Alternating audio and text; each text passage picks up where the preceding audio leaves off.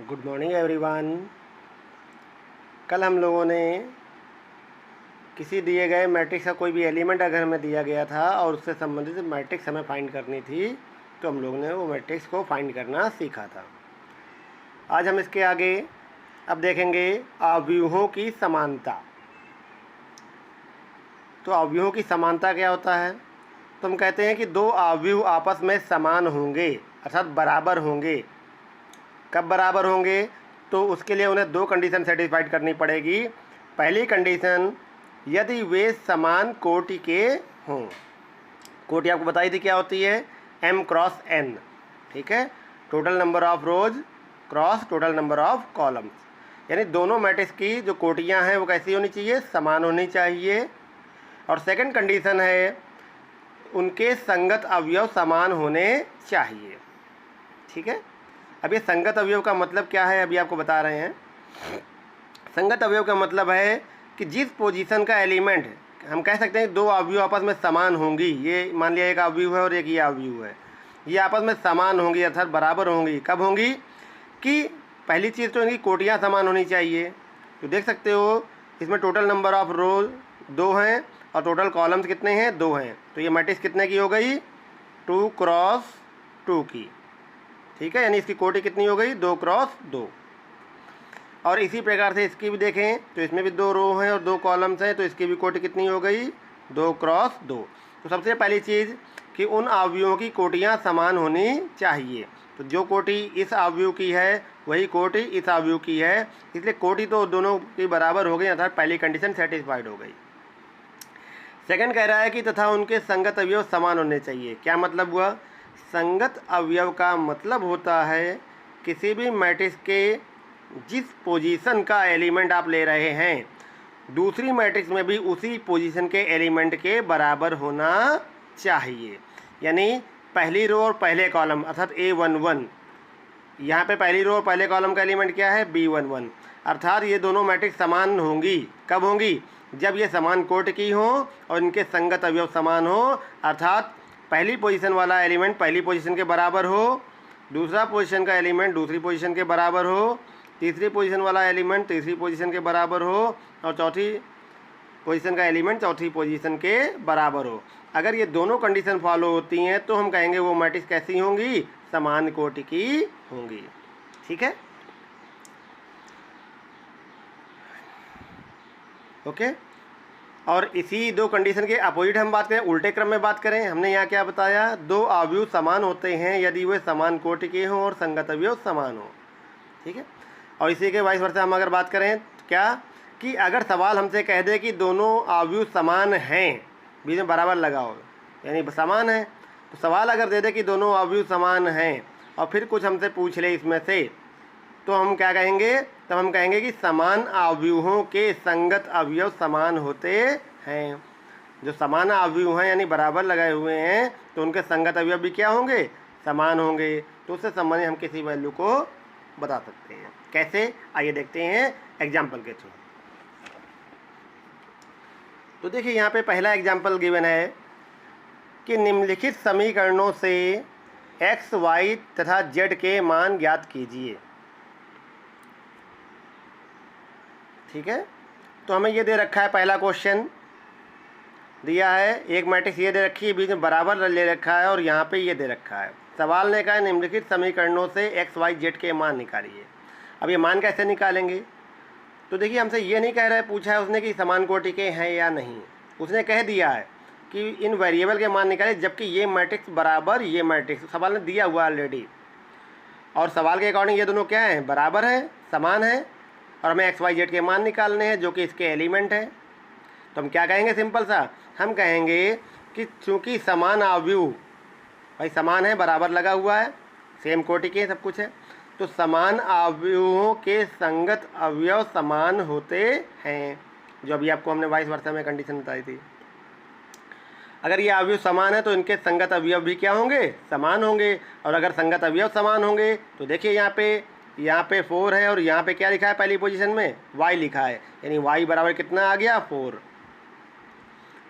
दूसरी पोजीशन वाला एलिमेंट दूसरी पोजीशन के बराबर होगा, तो देखिए यहाँ 3 लिखा है और यहाँ पे z लिखा है, यानी z का मान कितना आ जाएगा 3।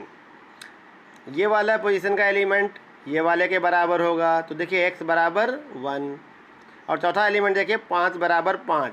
यहाँ वेरिएबल कुछ है नहीं और वैल्यू देख सकती हैं समान है, ठीक है। तो इस प्रकार से x y z के मान निकालने थे जो कि हमें फाइंड हो गए, राइट। आइए एक क्वेश्चन और थोड़ा सा लेते हैं, थोड़ा सा इसे टिपिकल। अब हमें मैट्रिक्स कुछ ऐसी दे रखी है x + y 2 ये दे रखी है हमें बराबर, ये मैट्रिक्स गिवन है। सवाल ने वही पूछा है x y z के मान निकालिए। अब इसमें x y z के मान कैसे निकालेंगे, तो कॉन्सेप्ट वही है, क्योंकि दोनों मैट्रिक्स कैसी हैं, समान हैं, और समान अवयवों के संगत अवयव क्या होते हैं, समान होते हैं। तो इस प्रकार से क्या हो जाएगा, पहला एलिमेंट बराबर 6 के, यानी x + y बराबर 6, दूसरा एलिमेंट बराबर दूसरे के, तो यहाँ वेरिएबल है ही नहीं तो इसे लेना ही नहीं, 2 ऑलवेज 2 के बराबर होता है, तो इससे मतलब ही नहीं रह गया।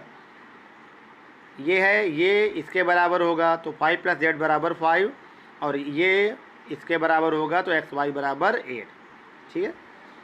अब यहाँ से देखें हमें x y z के मान निकालने हैं, तो यहाँ से z का मान देखा हमने, z का मान यहाँ से निकल आया, 5 इधर ले गए 0 आ गया, ठीक है।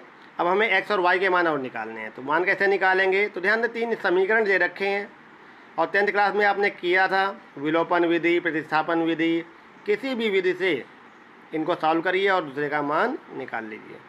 तो यहाँ पे हमने प्रतिस्थापन विधि का यूज कर लिया है, यहाँ से समीकरण 1 से y का मान निकाल लिया है तो 6 - x हो गया, और ये मान उठा के समीकरण 3 में रख दिया, अंदर मल्टीप्लाई कराया, इतना आ गया हमारे पास। 8 को इधर ले आएंगे तो क्वाड्रेटिक इक्वेशन यानी द्विघात समीकरण बन जाएगा, और द्विघात समीकरण बन गया तो उसके गुणनखंड करने आपको आते हैं। कितने बन जाएंगे, 6 के 4 और 2, तो गुणनखंड किए तो कितना आ गया, x - 4 और x - 2 बराबर 0। अब एक बार इसके बराबर 0 और एक बार इसके बराबर 0, तो जब इसके बराबर 0 लेंगे तो x - 4 बराबर 0 यानी x बराबर 4 आ जाएगा, और एक बार जब इसके बराबर 0 लेंगे तो x - 2 बराबर 0 यानी x बराबर 2 आ जाएगा, यानी x बराबर आ गया 2, 4। अब y का मान निकालना है, तो क्या करेंगे, ये मान उठा के समीकरण 4 में रख देंगे। x का मान जब 2 रखेंगे तो y का मान कितना आ जाएगा, 4 आ जाएगा। जब x का मान 4 रखेंगे तो y का मान कितना आ जाएगा, 2 आ जाएगा, ठीक है। तो इस प्रकार से x मान क्या हो गया, जब 2 रखा है तो 4 आया y का मान, तो x बराबर 2 पर y का मान 4, और z कितना आया था 0। तथा दूसरा क्या हो सकता है कि जब x का मान 4 रखा है तो y का मान 2 और z बराबर 0, ठीक है। तो ये अपने आंसर हो गए। सेम इसी प्रकार से ये थर्ड पार्ट है, सेम इसी प्रकार से समान अवयव हैं, संगत अवयव समान होंगे, और संगत अवयव समान होंगे तो इसके बराबर 0 हो जाएगा, ठीक है, और इसके बराबर ये हो जाएगा, y + 1 बराबर 8 आ जाएगा, और इतने बराबर इतना आ जाएगा। 4 समीकरण बने। तो यहाँ से देखिए y का मान हमारा निकल आया, इसको लेगा इधर तो y का मान 7 आ गया। x का मान देखें तो x का मान इसको इधर लेगा तो -7 और मल्टीप्लाई वाला डिवाइड में हो गया। इससे देखें y बराबर +1 इधर लाएंगे तो 7 आ गया। 2 - 3x बराबर 4 था, तो x का मान यहाँ से निकाला, कितना आ गया, इतना आ गया।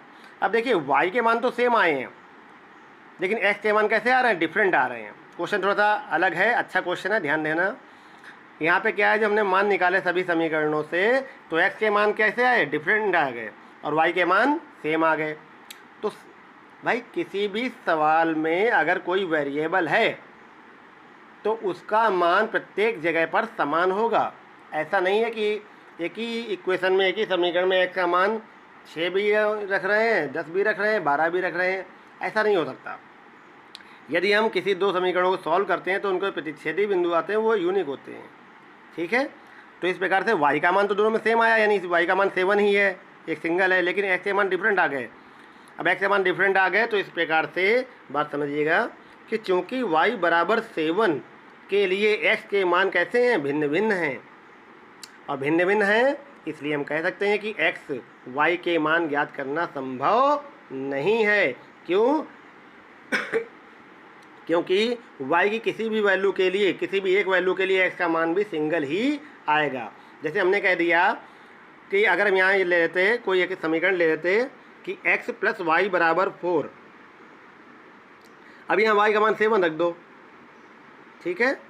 तो देख सकते हैं x बराबर कितना आएगा, 4 - 7 आएगा, यानी माइनस का 3 आएगा। तो y बराबर फिक्स वैल्यू के लिए x की वैल्यू भी कैसी आएगी, फिक्स ही आनी चाहिए, उसमें एक से अधिक वैल्यू या कोई वाइब्रेशन नहीं होना चाहिए। ठीक है, तो यही चीज़ है यहाँ पे।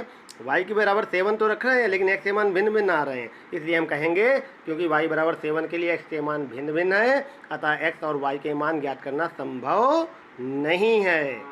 ठीक है, तो इस प्रकार से आज के लिए इतना ही।